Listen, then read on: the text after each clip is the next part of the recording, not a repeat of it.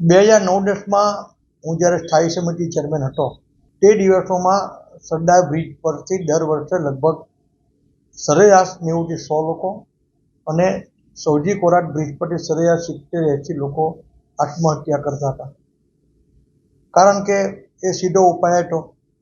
એને કારણે કેટલાય કુટુંબો બરબાદ થઈ હતા, કેટલા યુવાનો યુવતીઓની જિંદગી બરબાદ થઈ જતી હતી.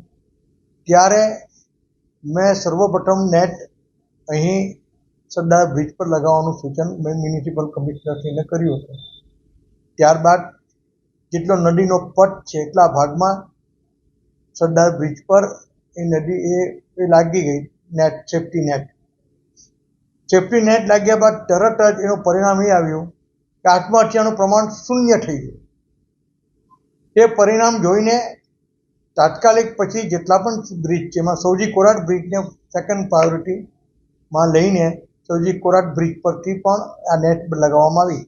સૌજી કોરાટ બ્રિજ પર પણ આત્મહત્યાનું પ્રમાણ શૂન્ય થયું. ત્યારબાદ જેટલા પણ બ્રિજ બન્યા, નહેરુ બ્રિજ પર પણ લગાવી, નવા જેટલા પણ રિવર બ્રિજ બન્યા એની પર પણ લગાવી.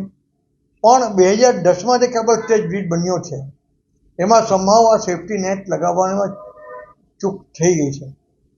તો મારા ધ્યાન પર વિષય આવતા મેં જોયું કે ત્યાં સેફ્ટી નેટ નથી.